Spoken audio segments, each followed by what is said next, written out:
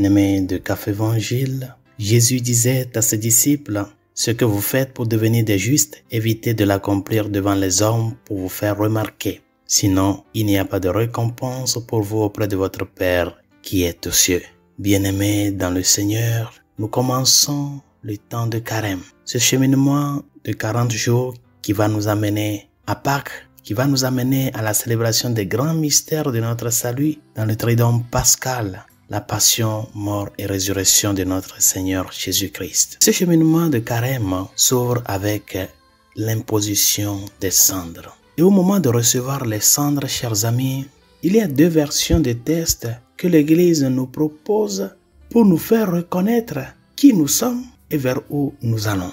Au moment de recevoir les cendres, le prêtre ou la personne désignée dit l'une de ces versions. « Souviens-toi que tu es poussière et que tu retourneras à la poussière. » Ou alors, « Convertis-toi et crois en l'Évangile. » Et ces deux versions de réponse mettent en exergue ce qu'est le mystère de la relation de l'homme avec Dieu, ce mystère qui est marqué par la faiblesse de la chair que Dieu est venu relever. La faiblesse de la chair, la vulnérabilité. Tenons en compte que la finalité de la vie chrétienne, c'est de parvenir à partager pleinement la vie divine en Dieu. C'est un cheminement de communion. Saint Augustin nous rappelle que le carême est un temps pour jeûner, prier et s'aimer les uns les autres. Jeûner, prier et s'aimer les uns les autres. Se mettre à l'écart et écouter Dieu.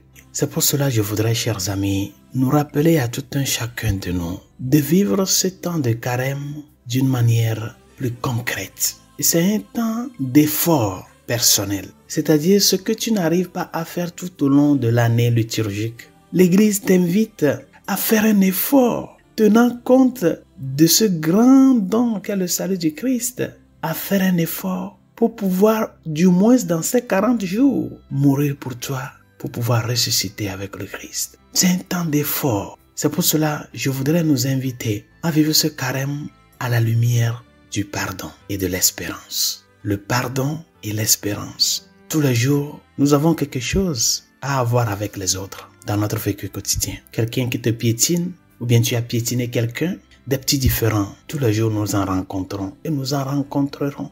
Parce que le péché nous a rendus des êtres de conflit. L'être humain est devenu un être de conflit. Et c'est pour cela, chers amis, nous sommes tous invités ce temps de carême à faire un effort de pratiquer le pardon dans l'espérance. Tous les jours, quand nous prions le Notre Père, nous le disons, pardonne-nous nos offenses, comme nous aussi nous pardonnons à ceux qui nous ont offensés. Cette deuxième partie est très importante pour voir si vraiment nous sommes en train de pardonner comme Dieu nous pardonne. Et le pardon, c'est le don parfait, le don qui surpasse et qui dépasse tout don. C'est un don immérité. D'ailleurs, tout don est immérité. Si c'était mérité, ce ne serait pas un don, ce serait plutôt un droit. Les petits efforts de carême doivent t'amener à grandir avec ce cœur humble, doux. Ne dis pas dans ton cœur, je ne peux jamais pardonner à cette personne. Ce qu'il m'a fait est très dur. Je n'ai pas la capacité de le pardonner.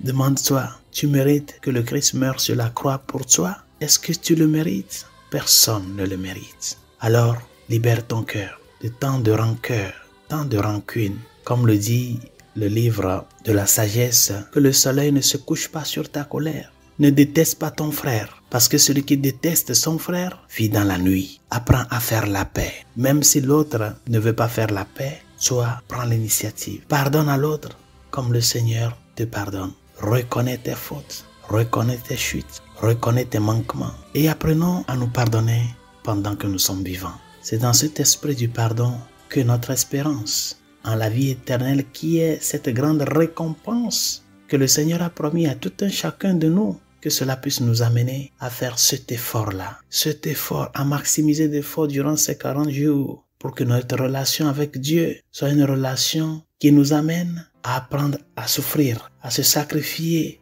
comme forme de notre gratitude envers le Seigneur qui a chargé la croix pour notre salut. Apprendre à se sacrifier en mourant pour les rancunes, les égos. Apprendre à grandir dans la communion de vie et surtout apprendre à reconnaître que la vie ici-bas est une vie qui est appelée à s'ouvrir sur Dieu. Ce Dieu qui s'est fait homme, qui nous a montré comment atteindre Dieu et comment l'atteindre avec un cœur sincère et vrai. Que ce cheminement de 40 jours soit vraiment un cheminement de pénitence et de conversion, de se tourner vers Dieu, de laisser nos égoïsmes, nos rancunes, de les laisser derrière nous et de faire face au Christ qui, devant notre fragilité, nous tend la main et au même moment, en nous relevant, nous demande de faire le chemin jusqu'à la croix, jusqu'à la résurrection avec lui. Bon et fructueux temps de carême et que le Seigneur nous soutienne sur ce chemin de 40 jours, ce chemin de dépouillement, de prière, de réconciliation qui nous donne une fois encore cette année. Comme des pèlerins d'espérance, avançons avec le Christ